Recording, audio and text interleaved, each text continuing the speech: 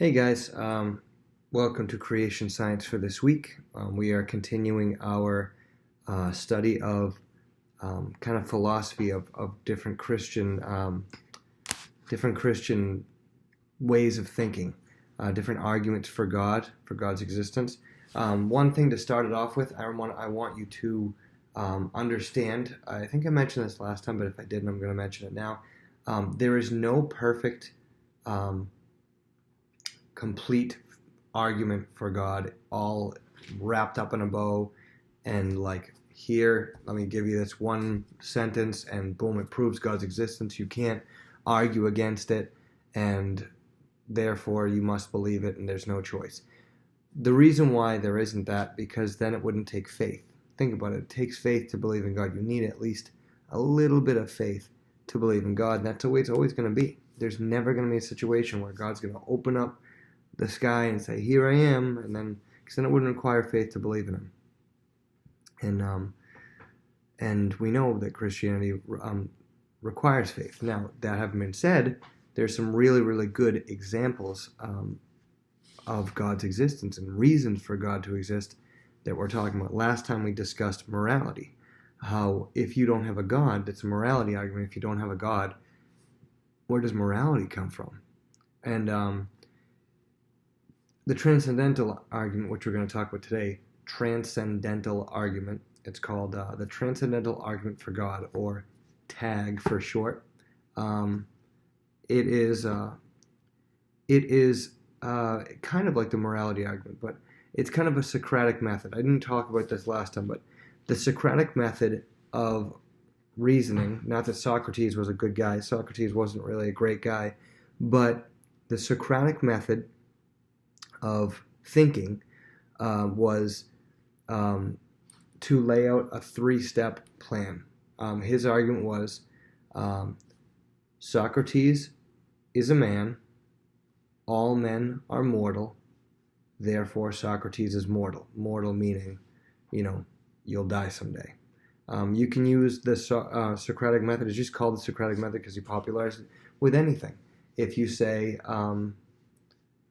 let's see, everything in this bag is my lunch, or everything in this bag is part of my lunch. I have Oreos in this bag, therefore Oreos are part of my lunch today. It's A is B, B is C, therefore A is C, right? If I say,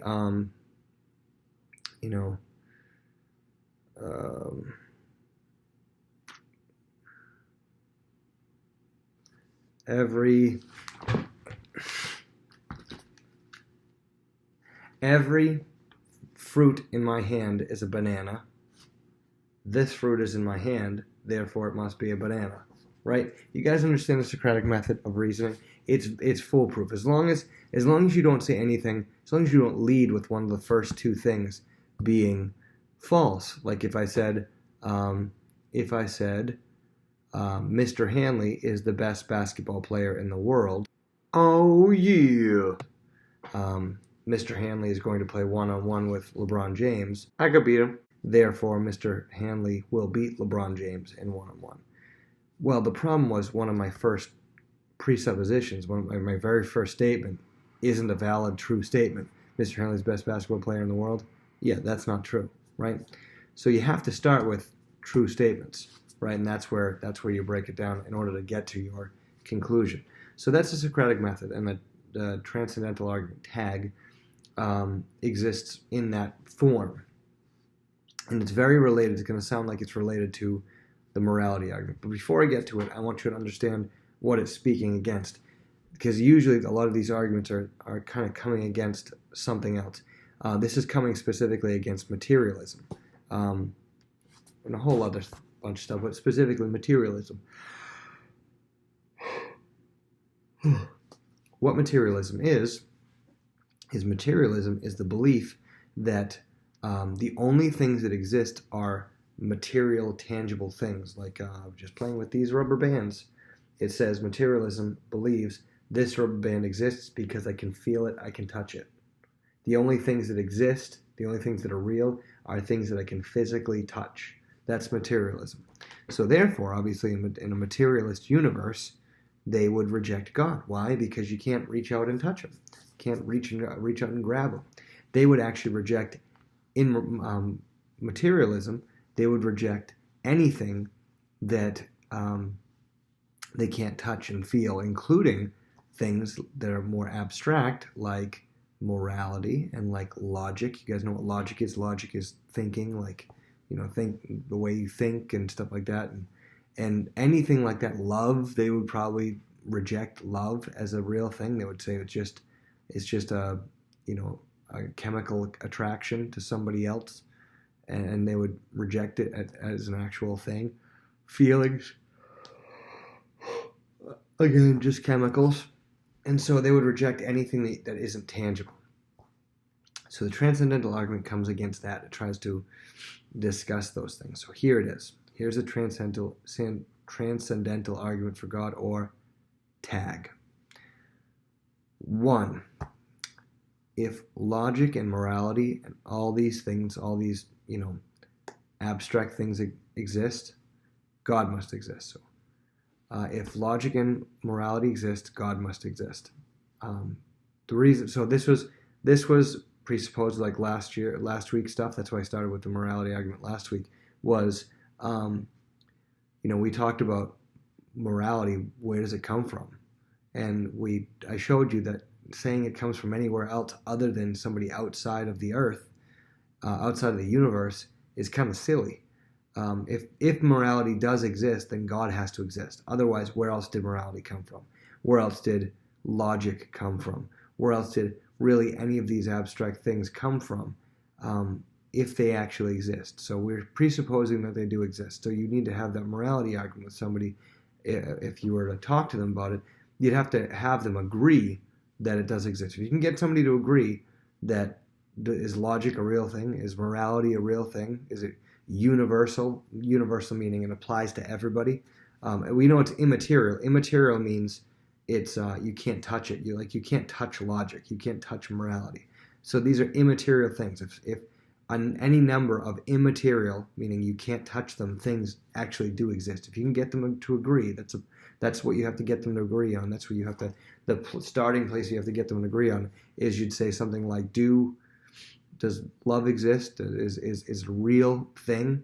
Is logic a real thing? Is morality a real thing that is universal to everybody? It's like murder, wrong to everybody. Even if there's somebody who thinks it's not wrong, is it actually wrong to everybody? Like let's say Bob down the street thinks it's okay to murder people. Is he wrong universally? And not just because he's in our society, not just because you think he's wrong. Is he actually wrong? And we would say yes, because we believe that morality exists. And as long as they would go, yeah, I believe that's universally wrong. And okay, so good, you believe in something immaterial, something you can't physically touch. Okay, if you can get them to agree on anything you can't physically touch, and I'm not talking about the wind, I'm talking about something not physical, something abstract. Okay, number 1, if immaterial things exist, then God must exist, because you have to have the source be something immaterial, right?